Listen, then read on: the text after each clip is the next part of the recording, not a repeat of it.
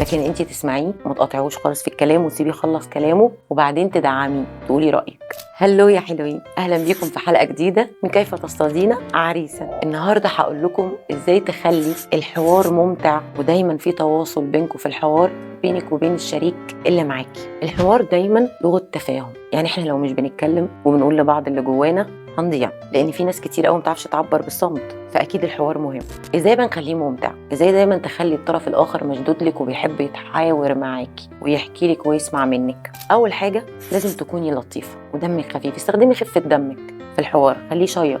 دايما وانتي بتتكلمي معاه تكوني خفيفه الروح والدم، ترمي افيه، تهزري بتاع مش عارفه ايه، تجرجري في الكلام، احكي معاه عن اي حاجه تخصه في اهتماماته او اهتماماتك، شاركيه فتسحبي منه الكلام فتفتحي حوار شيق. اسمعيه، يعني لو بيحكي حاجه لازم تسمعيه للاخر وتاخدي وتدي معاه وتقولي له رايك وتسمعي وجهه نظره فيرتاح في الكلام، تفتحي معاه دايما حوار. دوري على اي حاجه تتكلمي فيها معاه تخصه او تخصك او تتكلمي في الحياه عموما، فده بيعزز العلاقه بينك وبين الراجل. ما تفضليش دايما صامته، لو ما بداش بالكلام وحكى جرجريه انت في الكلام وافتحي معاه حوار، ريحيه كده، حسيه بالراحه انك عايزه تحكي وحابه تتكلمي معاه. حاجات لازم تتجنبيها وهو بيتكلم الراجل، اوعي تقاطعيه، اوعي. بيحكي لك عن مشكله عنده اسمعي للاخر، لان ده بيحسسه لو انت قاطعتيه انك مش مهتميه بيه ومش محترماه ومش مهتميه باللي بيقوله، فبيتضايق جدا وينفر منك ومش هيحكي تاني. لكن انت تسمعيه وما تقاطعوش خالص في الكلام وتسيبيه يخلص كلامه وبعدين تدعميه تقولي رايك،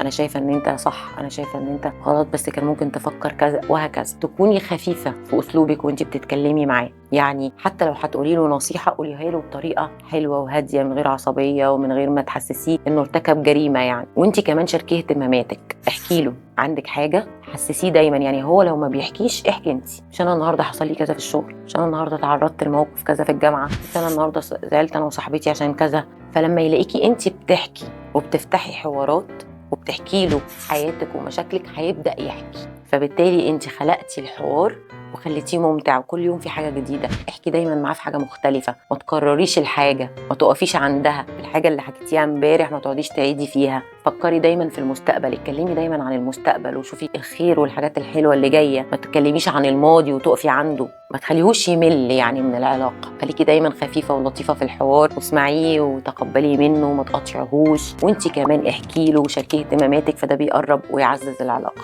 يا رب اكون فدتكم، واستنوني في حلقه جديده من كيف تصطادين عريسا. وما تنسيش احنا اللي بنصطاد محدش بيصطادنا، والصيدة ما بتعجبناش بنرميها ونصطاد غيرها. السلام عليكم.